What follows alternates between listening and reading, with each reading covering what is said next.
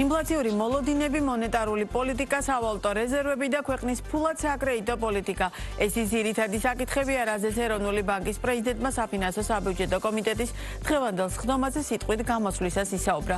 როგორია მარეგულირებლის პროგნოზები და დაჩქარებული ინფლაციის პირობებში განიხილავს თუ არა ეროვნული ბანკი რეფინანსირების განაკვეთის ზრდას. დეტალებით ქრისტინე გამთენაძე გვერდება ბიზნეს პარტნიორის ეთერში. მაიკო, გამარჯობა. ეროვნული ბანკის პრეზიდენტმა ნათია თურნავამ პარლამენტის საფინანსო საბიუჯეტო კომიტეტზე 2026-2028 წლების ფულად საკრედიტო და სავალუტო პოლიტიკის ძირითადი მიმართულებების პროექტი წარადგინა.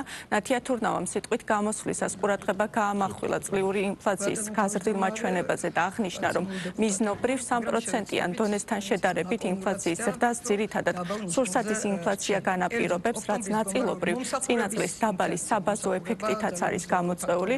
ამასთან ეროვნული ბანკის პრეზიდენტმა განაცხადა, რომ ინფლაციის დამატებითი ზრდის შემთხვევაში სები ვალდებული იქნება რეფინანსირების განაკვეთი გაზარდოს, თუმცა ცენტრალური სცენარის მიხედვით მარეგულირებელი ფასების ზრდის დინამიკის ნორმალიზებას ელის და თურნავამ აღნიშნა, რომ ინფლაციის პიკი უახლოეს თვეებში ჩაივლის და 2025 წლის საშუალო მაჩვენებელი 4%-ის ფარგლებში იქნება.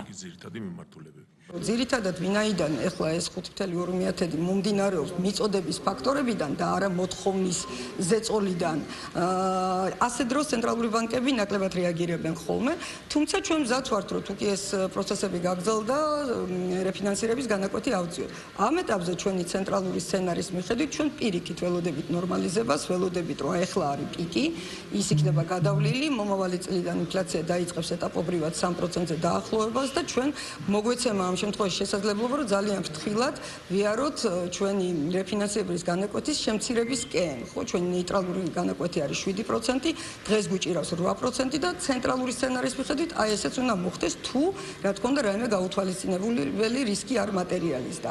კვლავაც ვინარჩუნებთ შედარებით მკაცრ პოზიციას, 8% მოგეხსენებათ, შედარებით მაღალია ვიდრე ნეიტრალური დონე, ვართ ყურადღებით. ეროვნულმა ბანკმა შესაძლოა უახლოეს პერიოდში დეველოპერებს საკრედიტო პირობები შეუმსუბუქოს, როგორც ნათია თურნავამ აღნიშნა. ამ საკითხთან დაკავშირებით მარეგულირებელი სექტორის წარმომადგენლებთან აქტიურად მუშაობს. ცების პრეზიდენტის თქმით, ეს საკმაოდ კომპლექსური რეგულაციაა, რომელსაც გარკვეული დრო სჭირდება, თუმცა ამ დროისთვის უკვე მიღებულია 2 ცვლილება, მათ შორის ერთი ავანსის მოთხოვნის შემცირებას ეხება, ხოლო მეორე კომპონენტი იპოთეკური სესხის თანადაფინანსების მინიმალური ზღვრის გადახედვას ითვალისწინებს. ამასთან გრძელდება დამატებით ცვლილებებზე დეველოპერებთან მუშაობაც.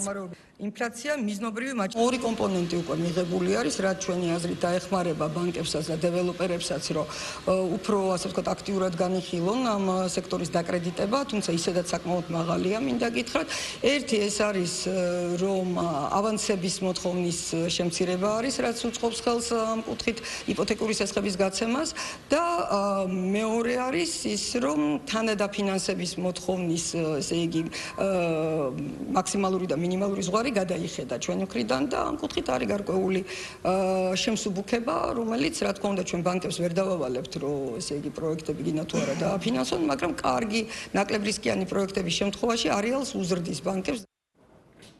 რაც შეეხება სავალუტო რეზერვებს, 2025 წლის ოქტომბრის მდგომარეობით საერთაშორისო რეზერვების მოცულობა 5 მილიარდ 600 მილიონ დოლარს აჭარბებს. წინა წელთან შედარებით რეზერვები 37%-ით არის გაზრდილი. რაც შეეხება ოქროს წილს მთლიან რეზერვებში, სების საბჭოს გადაწყვეტილებით, როგორც იცით, ოქროს მაქსიმალური წილი რეზერვებში 20%-ის ოდენობით არის განსაზღვრული, ამჟამად კი მისი წილი 17%-ში ადგენს.